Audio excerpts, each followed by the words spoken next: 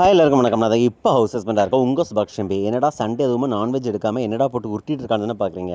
ஆமாங்க, நான்வெஜ் எடுத்துட்டேன். சண்டே எடுத்து ஃப்ரிட்ஜில் வச்சுட்டேன். ஏன்னா என் ஒய்ஃப் வந்து ஈவினிங் கோயில் போகணுன்னு சொன்னாங்க.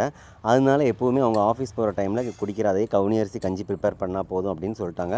அதனால தான் சரி அது அப்படியே உங்களுக்கு ஒரு வீடியோவை போட்டுடலாம். ஏன்னா நிறைய பேர் என்கிட்ட கேட்குறீங்க, நீங்கள் கவுனி அரிசி கஞ்சி எப்படி ப்ரிப்பேர் பண்ணுவீங்கன்னு. அதுக்காக தான் இந்த வீடியோ.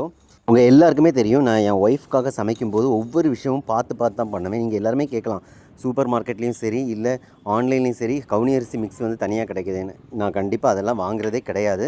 நானாட்ட தான் ப்ரிப்பேர் பண்ணுவேன். என்னென்னு பார்த்தீங்கன்னா, கவுனி அரிசி, பாசிப்பயிறு, அப்புறம் கருப்பு கொள்ளு, அதுக்கப்புறம் வந்து பார்லி, அதுக்கப்புறம் கொஞ்சம் ஜீரகம், கொஞ்சோண்டு நல்ல மிளகு, இதை போட்டு லைட்டாக ரோஸ்ட் பண்ணிவிட்டு அதை பொடிச்சு வச்சுருவேன். நான் 2 நாளைக்கு கணக்காக்கி தான் நான் பொடிச்சு வைப்பேன்.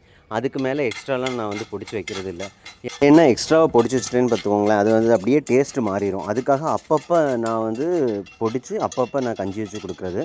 அப்போ தான் எனக்கும் ஒரு ஹாப்பியாக இருக்கும், எனக்கும் மனசு நிறைவாக இருக்கும்.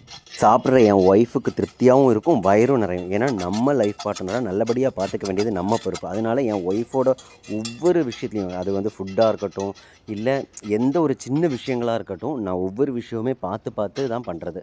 ஏன்னா இது என்னோடய கடமை, அதை தான் நான் பண்ணுறேன். அதுக்கப்புறம் ரொம்ப இம்பார்ட்டண்டான ஒரு விஷயம் நான் உங்கள் எல்லாத்துட்டையுமே ஷேர் பண்ணணும்னு நினைக்கிறேன். என்னென்னு பார்த்தீங்கன்னா, பெண்களாகிய உங்களை இந்த சமுதாயம் நிறைய விதத்தில் கட்டி போட்டிருக்காங்க.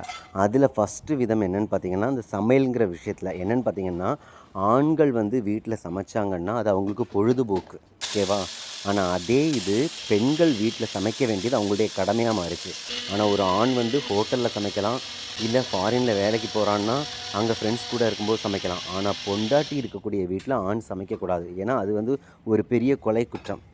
அதே டைமில் ஆண் வேலைக்கு போயிட்டு வந்து வீட்டில் எந்த வேலையும் செஞ்சான்னா உடனே அந்த பையனை பெற்ற அம்மா சொல்கிற விஷயம், என் பையன் வெளியும் போய் கஷ்டப்படுறான், வீட்லேயும் வந்து இவளுக்கு பூஜா தூக்கணுமா, இவளுக்கு புழுக்க வேலை செய்யணுமா, இவளுக்கு சமையல் வேலை செய்யணுமா, இவளுக்கு அடிமை வேலை செய்யணுமா அப்படின்னு கேட்குறாங்க.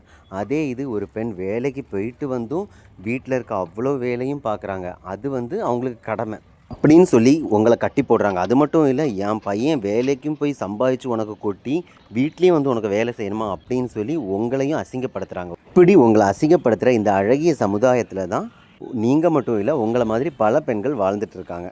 ஓகேவா? இது சொல்லும்போது எனக்கு காமெடி தான் வருது. ஓகே, எனக்கு வந்து சாப்பாடெலாம் ரெடி பண்ணிட்டேன். இன்றைக்கி என்னென்னு பார்த்தீங்கன்னா, கோயில் போகிறதுனால பன்னீர் 65, அப்புறம் முட்டையோட வெள்ளைக்கரு வச்சு மிளகாப்பொடி போட்டு ஒரு டிஃப்ரெண்ட்டாக ஒன்று, அப்புறம் பீட்ரூட் தோரன், பீன்ஸ் தோரன், வெண்டைக்காய் ஃப்ரை, அப்புறம் வெள்ளரிக்காய். இதான். இப்போ தாங்க ஒரு ஹவுஸ் ஹஸ்பண்டாக ரொம்ப பெருமைப்படுறேன். அடுத்த வீடியோவில் இதுக்கான சொல்யூஷன் சொல்கிறேன். அது வரைக்கும் டாடா பாய்.